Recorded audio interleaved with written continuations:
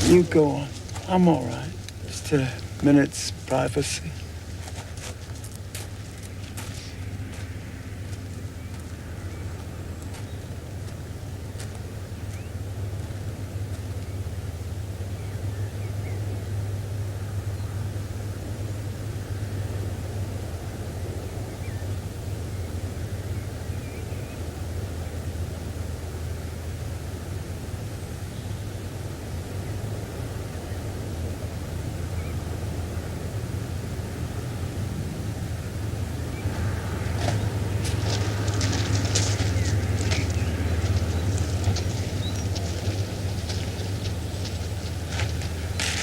Would you permit me? Who are you? May I? Know who this is? Florence Halpern. Florence. That was her name, wasn't it? Flo. She was Flo to everyone for as far back as I can remember. Well, I go back further than you can remember. Listen, who are you? Ernest Johnson.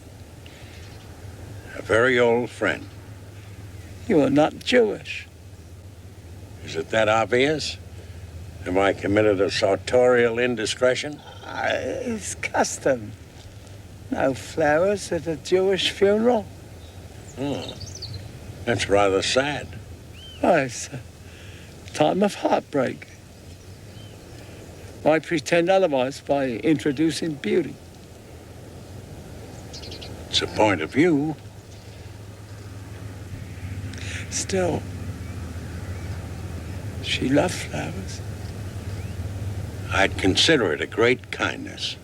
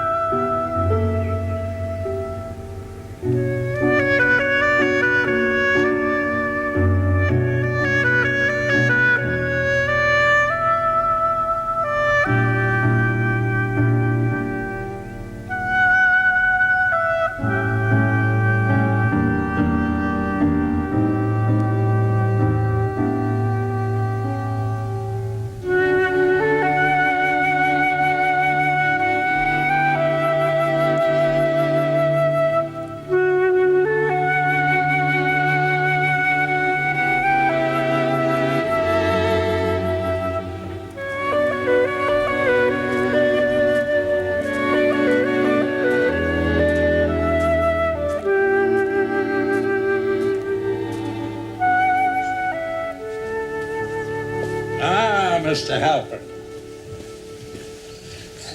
Am I late or are you early? No, you're exactly on time. I was early. What do you have to drink? Scotch, please. Ice, water? Just soda. Scotch and soda, vodka and tonic. Thank you, gentlemen. Scotch and soda. It's been longer than I intended, but I couldn't help it. There's the 7 days mourning, and then there was my sons. They meant well, but they kept me busy. They wouldn't leave me alone for a minute. Here, there, this one, that one. They had good intentions, but I'm a physical wreck. Still, I was anxious to see you. You're the mystery man. No mystery man, I assure you. So, for you, curiosity. For me, perhaps penitence. Penitence? More accurately, I should say that I think I'd like to confide in you. Gentlemen. How have you been managing since? Oh, I'm lonely. Cigarette? I'd expected... Oh, thank you, I never do. I'd expected it for months, but when it came, it was still a shock. The worst is yet to come, I suppose. I'm really very sorry. I know how you're feeling. My wife passed away 9 years ago. Oh, I'm sorry. You get to the point where you don't really want to keep carrying on much longer, and all the friends and relatives have passed on. You may as well catch up with them. The world's filled with strangers. Yes. Soon I'll be up to my allotted time span. Oh, well, I've exceeded mine, but you look in good shape. You look as if you'll go on for a long while yet. Oh, you make me sound like the human equivalent of a Volvo. Mr. Johnson. Oh, Mr. Johnson. Do you know me? I know of you. Well, do I know you? Do you? Oh, I haven't got the head for this. Let me ask the question so it'll be simpler. Do I know you? I thought there was every likelihood toward the end that you would. But if you don't, so be it. That's an answer? Mr. Halpern, Florence, your wife and I had a liaison. Liaison? Yes, a friendship, a connection. I know what liaison means, but you're crazy or drunk or... But how long have you been sitting here? It's the truth. Believe me, we were very good friends. But Flo's middle name was Loyalty. I'd have bet my life on her. And you'd have won. So what are you talking about? Flo was middle-aged. Not all of her life. What are you, Mr. Johnson? Have I asked you that before? What am I? Yes, what do you do for a living? Oh, well, I was an accountant, but I've retired. Why? Oh, I thought maybe you were a doctor or a dentist, someone professional, someone she might have had to make appointments with. Oh, I assure you, we were professional. Oh, no, well, that's not it. And she was never in business. Nevertheless, I met her at her place of work. Mr. Johnson, you've made a terrible mistake. Thanks for the drink, but you've got the wrong family. She wasn't quite 20. She operated a sewing machine in a dress factory. I was 21. A dumb little bookkeeper with a large accounting firm. They used to send me out on these small little jobs to keep the accounts in some sort of order. I think you'll appreciate that in those days, when it came to bookkeeping, people tended to be undisciplined. Industrious, inventive, law-abiding in virtually every respect except one, the column of figures. And I, as a young boy, used to make the rounds through the back streets, tenements, sweatshops, singing sewing machines. I can remember it quite clearly. I came in the back door. She was seated at her machine, working on some lace. And suddenly, she stood up. She was a vision. Exquisite. And I said, "I'm here to examine your ledgers." At 21, you were already a dirty old man, and I don't believe a word of it. As if it were yesterday. It's not believable. You're telling me you remember your exact words? Absolutely. Oh, it's impossible. Ask me what I had for dinner last Saturday night, and I couldn't tell you. But I can recall the precise phrase I first uttered to Florence Shinkowitz. Oh, well, you've got the right person. No one could invent a name like that. There are moments in one's life when one meets someone special or performs something vital, and the occasion stands out in the brain like a beacon. Do you recall the first words you spoke to Florence? You're sitting in my seat. I'm sorry. Oh, no. That's what I said to her. You're sitting in my seat. Oh. I met her at a relative's, another immigrant in the Bronx. Some function or other, small room, very crowded. I watched her from a corner. For half an hour, I tried to sort out some sort of approach. Then I became desperate. People were beginning to leave, so I pushed my way over to her, and I bent over, and all the clever phrases went out of my head like that. And for a moment, I was paralyzed. So I said the first thing come into my head, "You're sitting in my seat." You're right. You think carefully, and it's all there in the memory. And what did she say? Oh, I've forgotten. I'm sad to say. But 2 years later, I married her. 6 weeks ago, I buried her. I used to surprise her with flowers. Now I bring her a stone. A stone? Yeah. We put a stone on the grave to mark a visit. That's how life goes past. Well, you wanted to look at her ledgers, and I wanted her seat, and now she's under the earth. I don't know what good this reminiscing does us. It amazes me that you can remember that far back and that you never forgot her. She'd have been very flattered. To the day they took her to the hospital, she was proud of her looks. Oh, I hate you. Look at me. I'm sorry. Let me refresh your glass. A vodka and tonic and a scotch and soda. Ice in the vodka. Right? Mr. Halpern, Yeah. I think you misunderstand. Misunderstand? Looking at the ledgers was just the beginning. Beginning? We went out together for 2 years. 2 years? Yes. Mr. Johnson, why are you doing this to me? I'm not suffering enough. Please forgive me, but I consider my loss almost equal to your own. Yes, but what you're saying can't be. Why not? Why not? Why, look at you. You're a man of distinction, class. Anybody can see that. And you're trying to tell me that you went out with Flo Shingowitz 45 years ago? Well, I think you should see a doctor. Mr. Halpern, 45 years ago, I was just a junior pen pusher from a very humble home on the wrong side of the tracks. Yeah, but even so, you come from a different background. You were born in England, weren't you? Yeah, London. Well, then you should know that style, class, outward appearance, it's 75% masquerade. It's a learned process. The other 25? Money. Yeah, but even so, what had you got in common? We developed interest.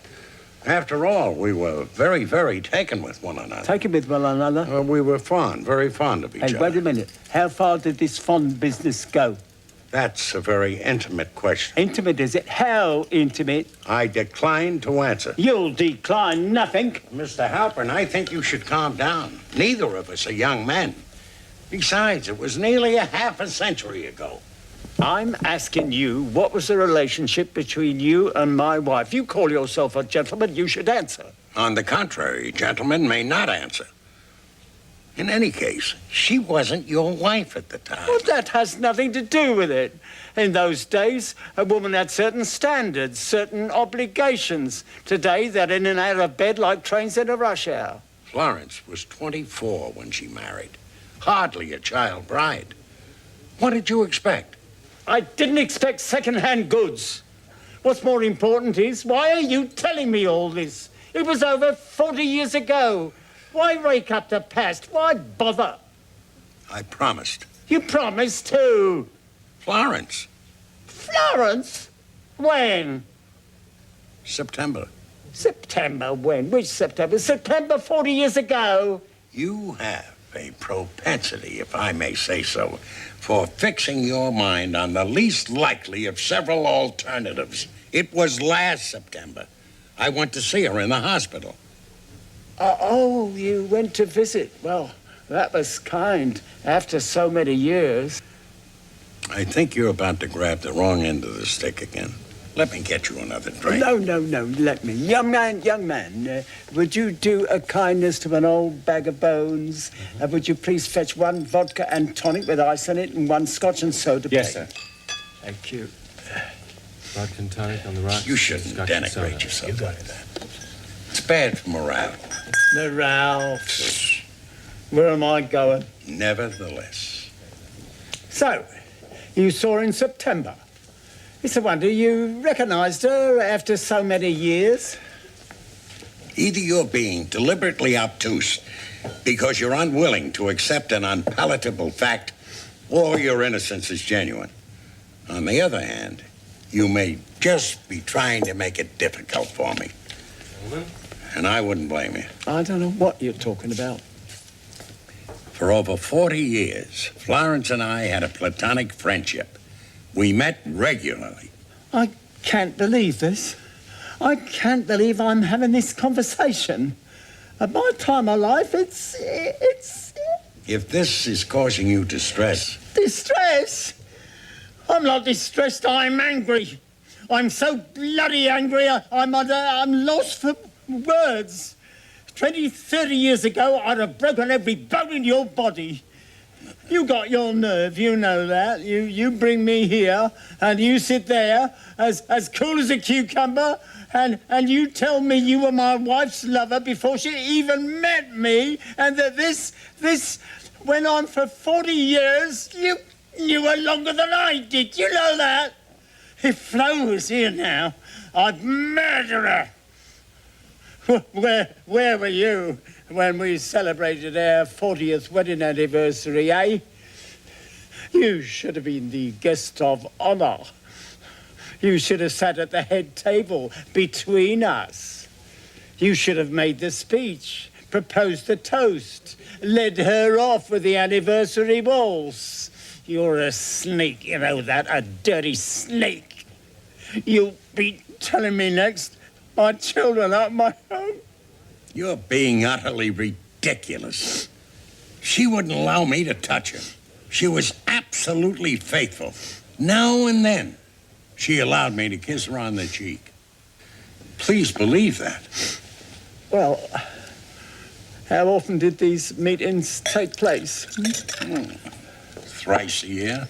Thrice? 3 times. I know what thrice means. I meant, was that all? Not exactly seething with impatient passion. It had nothing to do with passion. It was a matter of friendship and mutual interests and respect. I'm trying to explain that. From the beginning, for both of you? For me, no. But I was given to understand it was either that or nothing. Well, if it was all so innocent, how was it she never told me? I think in the beginning she was afraid to. She probably thought you'd forbid. Oh, I would have. See, she was right. But later, I think she felt she was entering her own small world. Her conscience was clear. Her conduct, from your point of view, was beyond reproach. I just think she found another dimension, and she wanted to enjoy it without having to explain it.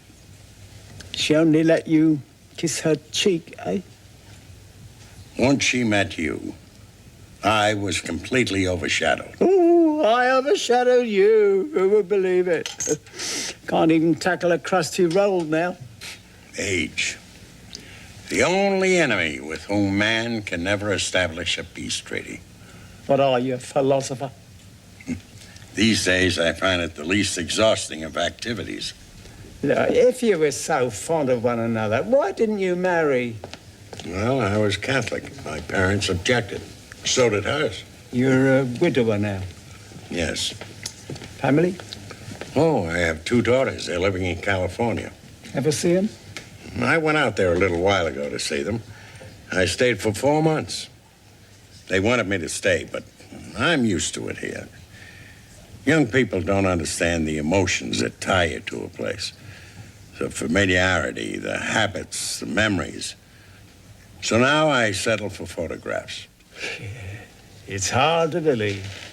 You put so much into them. When they're babies, their whimpers twist your stomach. You suffer when they're ill. You worry and scrimp, save and plan and encourage. And a few years later, you're lucky if you get a card for Rosh Hashanah. Everything is transitory.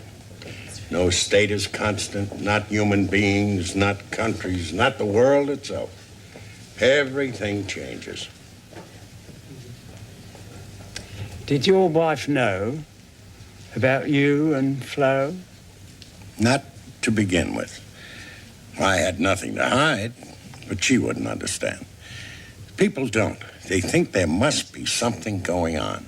They say it's impossible for a man and a woman to have a simple friendship. Well, that's nonsense. I felt I had to lie, although I wasn't being unfaithful. Eventually, the lying and the deception started to play on my mind. And this innocent little secret, this harmless subterfuge, grew out of all proportion. And then I realized it wasn't seeing Florence that was the problem. It was having to lie about it. And I didn't think I needed to. So I told Diana. That was her name. What was the reaction? She was very displeased. I'm not surprised. It was extremely unpleasant for a while. I lived under all sorts of threats. Ah, good old Diana. So I returned to lying. I told her I'd never see Florence again, and I swore to it. Then she was satisfied. It's been my experience you can make people very happy by feeding them the sort of information they want to hear.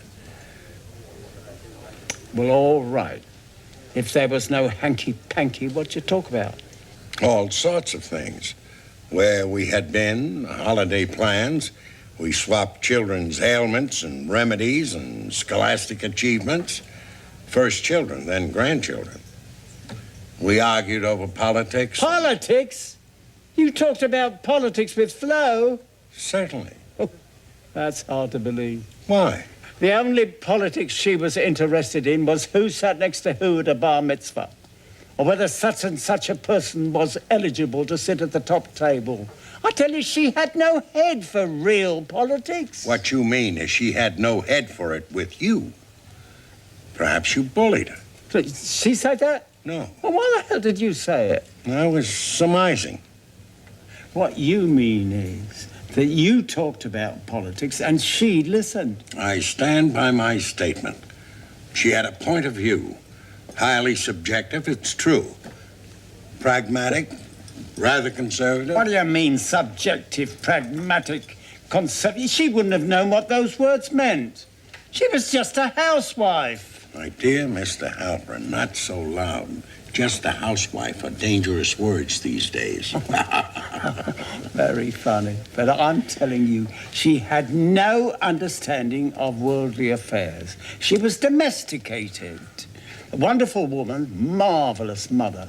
May she rest in peace. But politics, don't make me split a gut. What you're referring to is formal knowledge.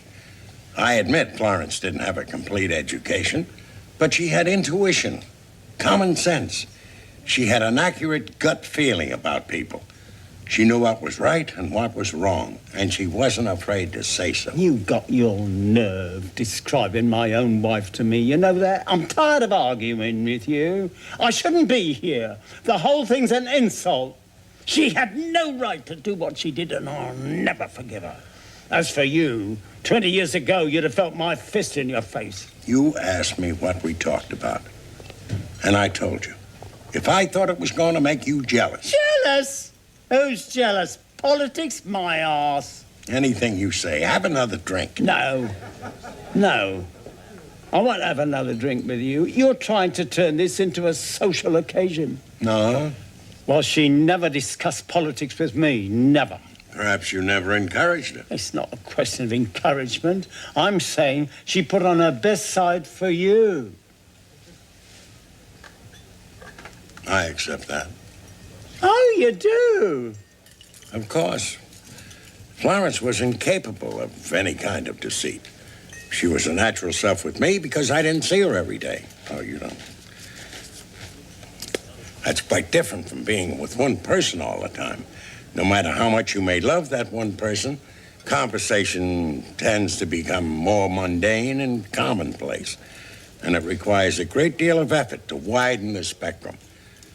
Familiarity doesn't breed contempt. Familiarity breeds casualness and short-sightedness.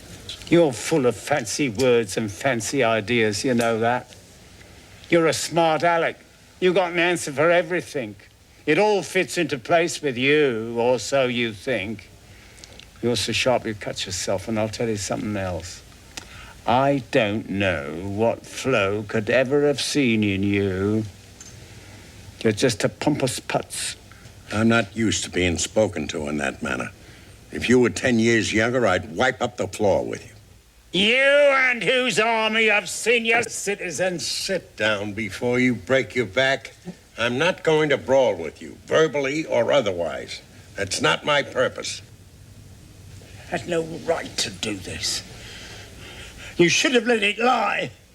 You shouldn't have come to that funeral. What was, was. What's the point of dragging it all up again? You're just invading my privacy. It was bad enough you did it before without my knowing it. Have you any idea how I feel? I thought I'd led a normal life. Good times, bad times, here, there, like everyone else. Now I learn I've been like naked on exhibition. That's about the most bloody awful thing that happened to a person. We never talked about you in intimate terms. Never.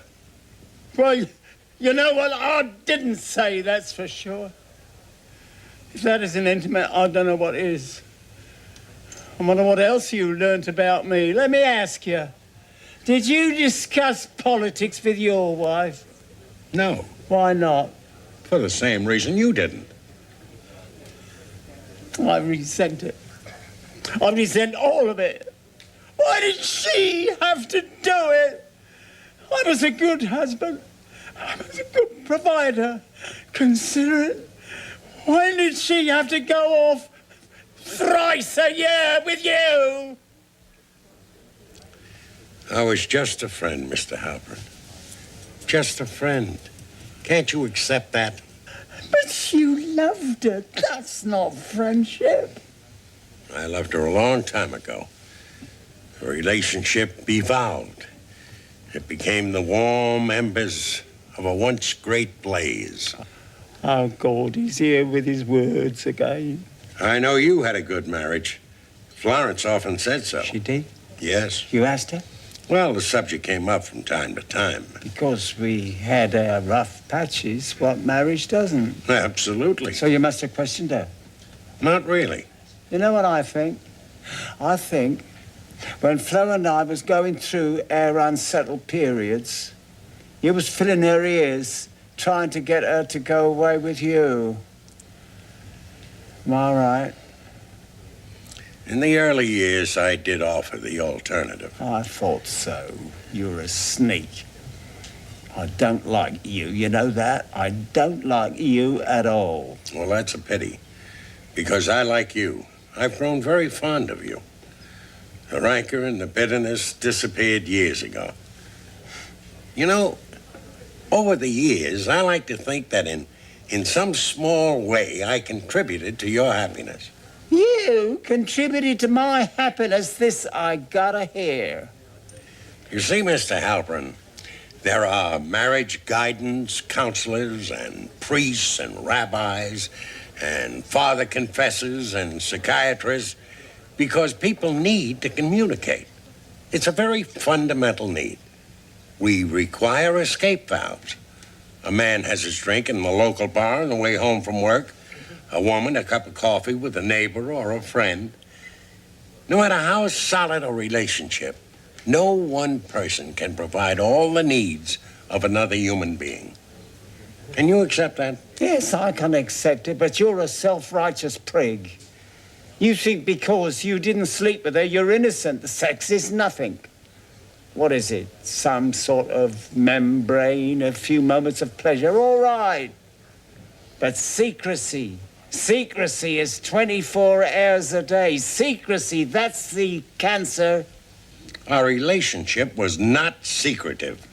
It was confidential. And in any case, it was up to Florence whether she chose to tell you or not.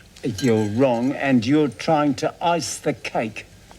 Flo confided in you. The pair of you talked about me behind my back. How do you think I feel? Whenever we spoke of you, it was with respect. Respect my arse. What you did was underhanded. If she was here now, I'd give her a piece of my mind. What else did you talk about? What confidences did she disclose? No confidences. So what else did you talk about? It's hard to say. Over the years, so many things. Art, literature, opera. Art, literature, opera, you crazy? Hey, are you making fun of me? These are universal topics. What can you possibly have against them? Art, Flo's idea of art was Bugs Bunny.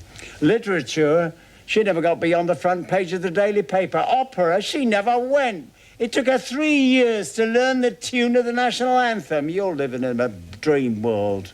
I know that you had no great love for opera. Florence mentioned it. But why exaggerate? Florence went to the occasional matinee. She must have told you. All right, she went to the odd matinee. Well, did you ever question her? Did you ever ask her what she thought? Whether she'd enjoyed herself? Well, of course I asked. Just didn't go into details, that's all. Well, I did. You make it sound so high-minded, so exceptional. Art, literature, opera. These things aren't so important. Bread on the table, roof over your head, that's important. I wouldn't have said they were unimportant. But I take your point. I existed only on the periphery of Florence's life. It's like we were talking about two different women. We're talking about the same woman. But like all of us, with varied needs, tastes, responses, and they were not that predictable from one day to another. Oh, you can say that again. She could be very moody. Very moody. Do you know about that? I knew about it, but I wasn't in the firing line. If she wasn't feeling up to it, she would simply postpone the meeting. That happened a lot in recent years. She took care to see that you only saw her at her best. Oh, yes. She was always very well turned out. A credit to you. Sometimes she wouldn't dress for the whole day. Did you know that? No, you surprised me. You were under the impression she jumped out of bed at 7 in the morning and prepared breakfast like they do in the television commercials. Forget it. Took her hours to wake up. Hours. As far as she was concerned, mornings were cancelled. Before high noon was not her best time. She liked to sleep late. Every morning of our married life, I took her a cup of coffee in bed. Without that, she wouldn't move. She wouldn't speak. She wasn't human. Every morning, a cup of coffee, and then I waited half an hour, and then another cup of coffee, and 2 slices of toast wrapped in a napkin, well buttered. Did she tell you that? Not precisely. That would have come under the heading of being well treated, which she always maintained she was. You can say that again. I looked after her. She needed a hat, coat, pair of gloves. She got them. She tell you that? Your generosity was a byword, Mr. Halpern. On the other hand, she fought for 5 years for a downstairs bathroom. What do you know about that? You've no idea of how the locating and then the decorating of that room dominated our conversation. If it's any consolation to you, it took precedence over art, literature, opera, and world conflict. So you knew about the bathroom? The bathroom? The size of the wash basin, the color of the tiles, the shade of the paint, the difficulty with the authorities over the waste pipe. I was with you in spirit all the way. I was on your side. I told Florence time after time, Joe is right. But she was stubborn. I didn't want a thing in the first place. That I know. So you know what happened with the builder? A nasty business. Yeah, was I right? Absolutely. And I advised Florence you deserved her full support. Right up to the Supreme Court. You did? Certainly.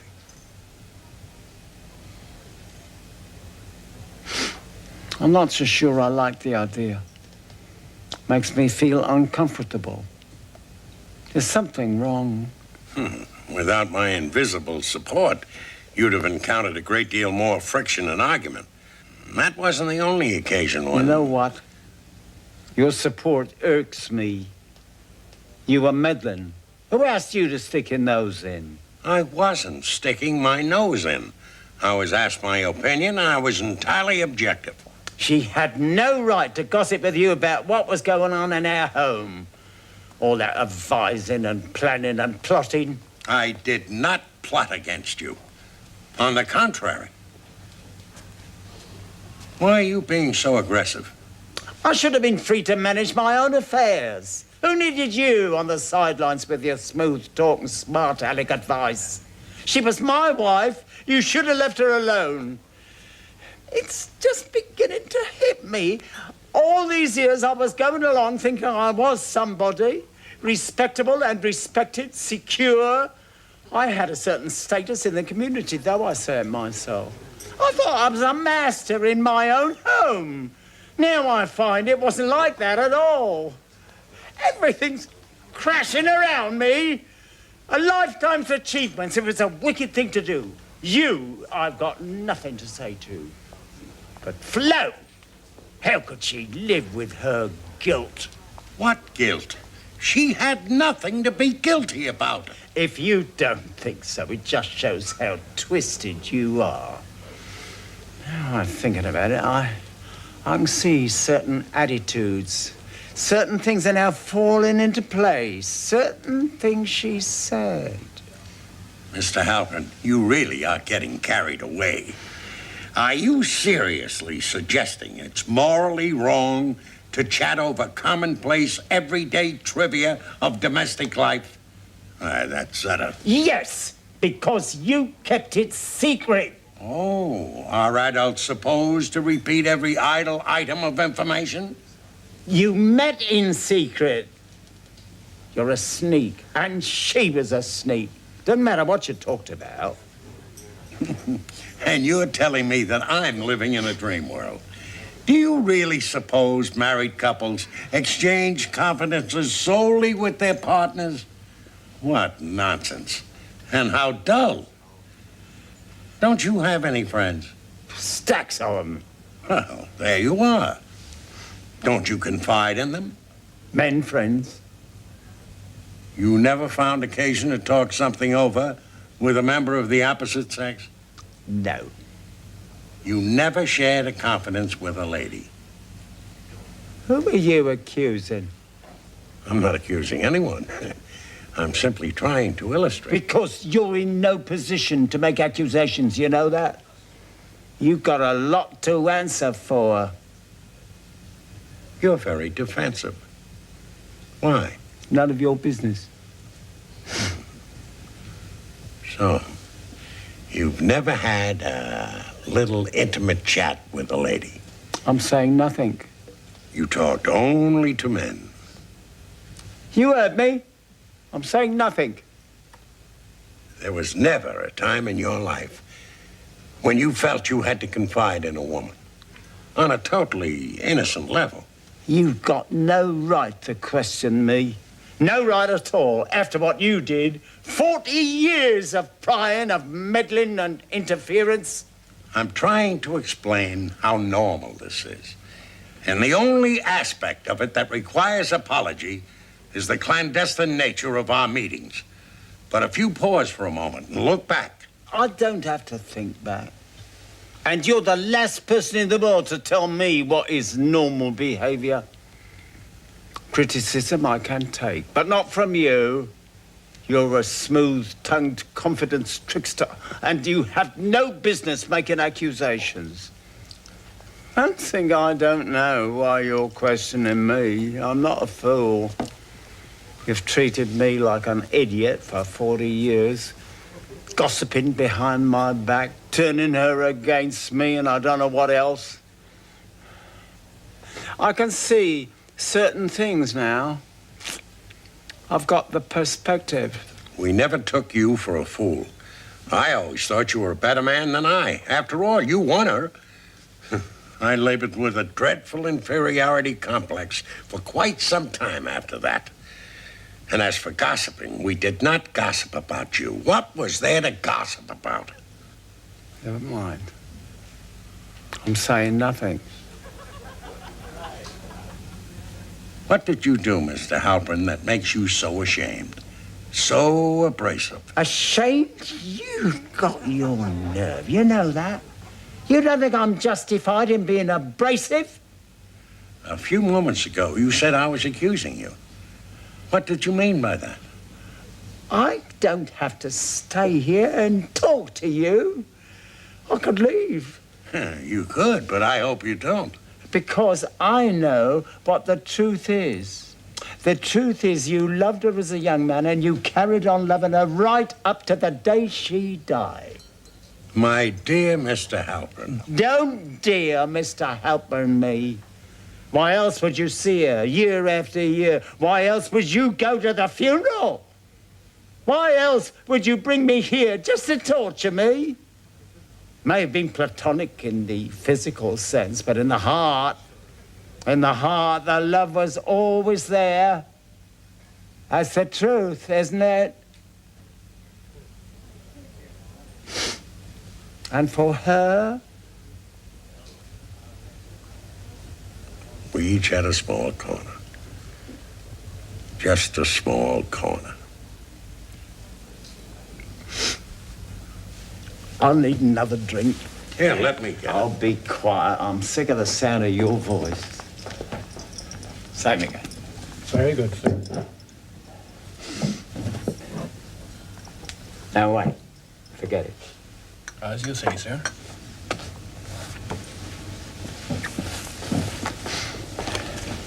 Well, say we go get something to eat. I'll take care of the check. Oh, come on.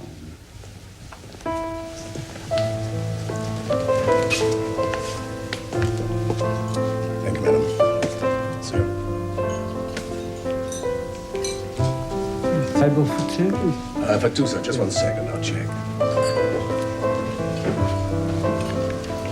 Come this way, gentlemen.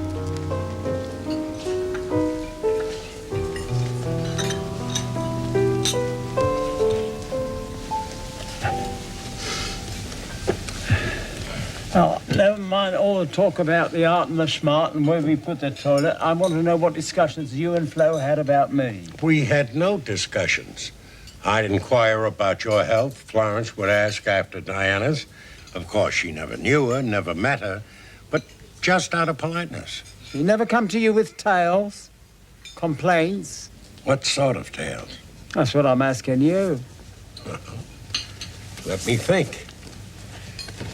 She would sometimes tell me about the problems of your business. General things, nothing out of the ordinary. We kept our partners in the background.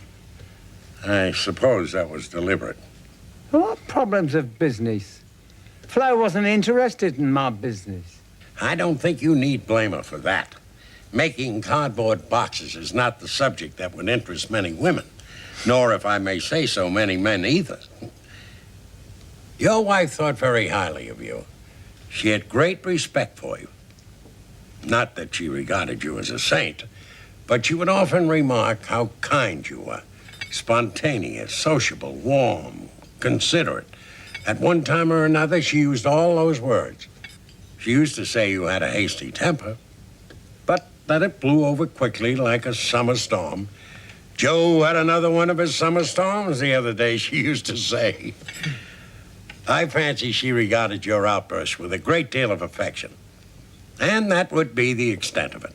No more than that. No further information, no explanation, except on topics like toilets. Florence always regarded herself as being very lucky in having married you. She said that? Oh, often. All through the years? Oh, yes. All down the years. And I wanted to know. I had my little antenna up because, you see, at the back of my mind, I was always waiting in the wings, ready to perform in the center of the stage if the principal should drop out. But you never did. Ready to order now, gentlemen. I'll just have coffee. Just coffee. Yeah, me too. 2 coffees. Thank you, sir. This harmonious marriage you was tuned into, it never varied. Not that I was aware of. But there wasn't a period when she came to you with troubles? I think you're searching for something. What sort of period? When? Never mind. I can't answer your questions unless you answer mine. I'm going back 20, maybe 25 years. 25 years ago. What happened then? I'm saying nothing. This concerned Florence, and I demand to know. Demand all you like. I absolutely insist. You insist, but a gentleman must keep his lips sealed. I'm saying nothing. This had something to do with Florence. And I think that nearly half a century gives me every right. Right? You have no rights. You were a ghost. A ghost? I was her friend. A true, honest, reliable friend. I asked nothing from her. I wanted nothing from her, except her presence. And if you did something that slightly tarnishes her memory, I want to know. You really want to know? All right, I'll tell you. You think you and Florence were the only people that fooled around? You got a surprise coming. 25 years ago, I had a girlfriend. What? Yeah. I know what the pair of you thought. Joe Halpern, sweating his guts out in a warehouse. Everybody's patsy. Well, I also had my fun. I had my secret meetings. What? We are not so smart, Alecky, now, are we? Any number can play your game. You better close your mouth. Someone will come and put a coin in and swing your arm. Are you saying that you were...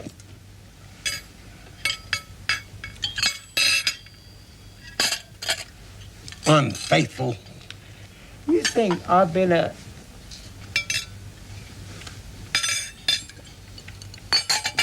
shriveled up old man all my life? I had shoulders out to here. I was virile, strong. Working in a warehouse has its compensations, believe me. Are you actually telling me you had an affair? A sexual involvement? That's what I'm telling you. With whom? With a woman, that's with whom. Who was she? What do you mind? I demand to know. What? Oh, how dare you? How dare I? Look who's talking. Who was she? She worked for me in the office. A secretary. Oh, that old story?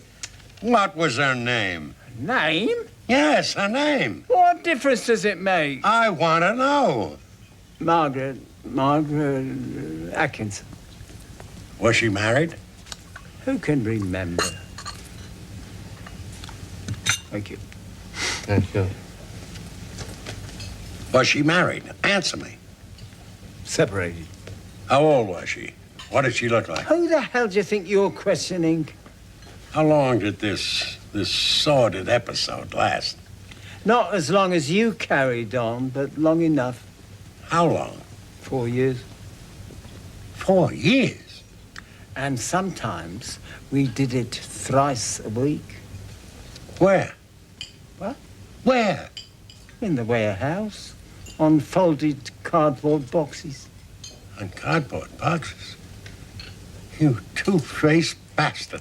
Oh, we're not quite so composed now, are we? Did you care for her? How serious was it? She answered a need. That's something you'll understand. How could you possibly cheat on Florence? As far as cheating's concerned, my wife had the edge on me, as you'll confirm. You done one. And you called me a sneak. I'll bet there was more than one. What's that? I'm answering no more questions.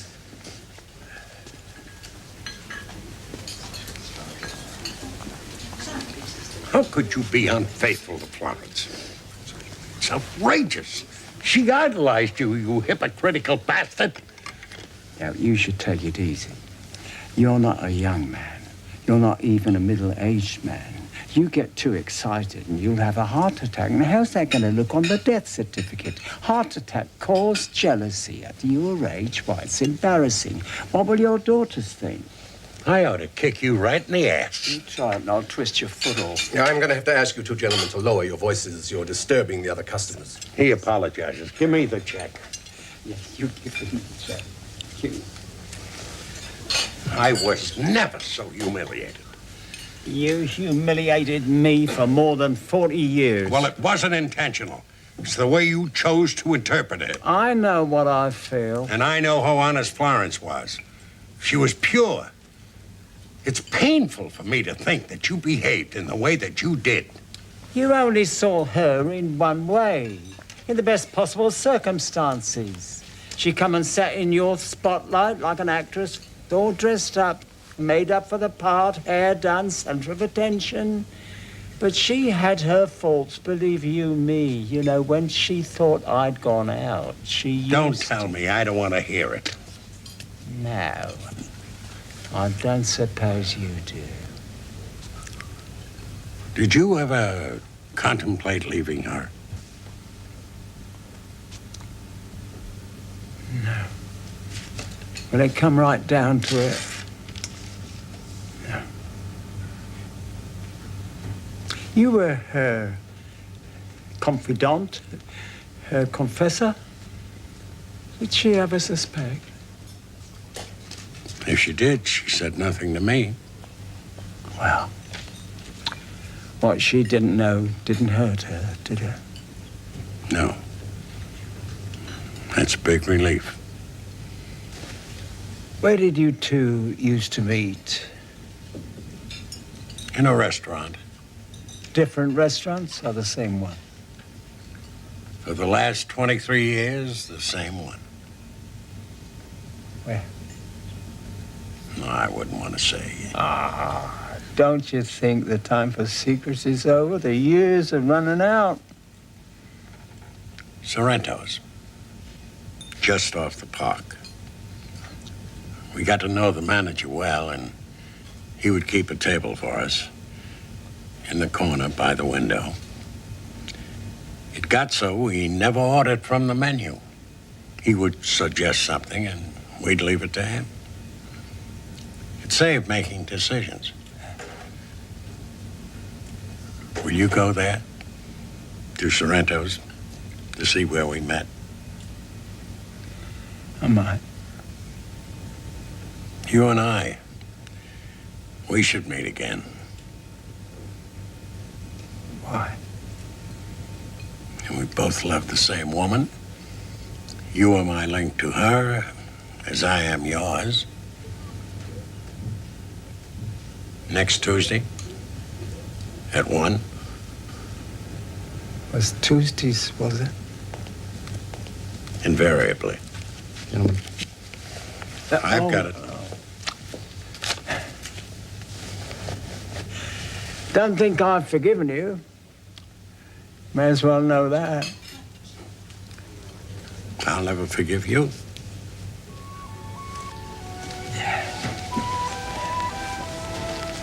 Of course, you better make it more than thrice a year. Who knows what will happen from one week to the next?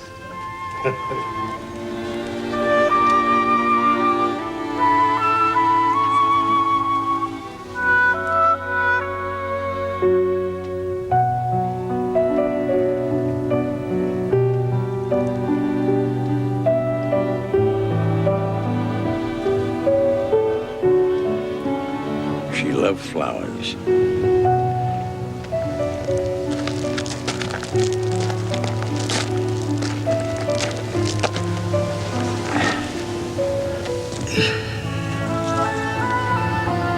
The flow.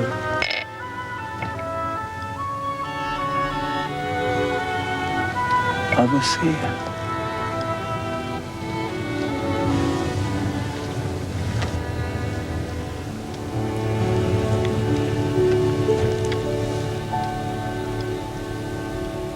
Oui, oui.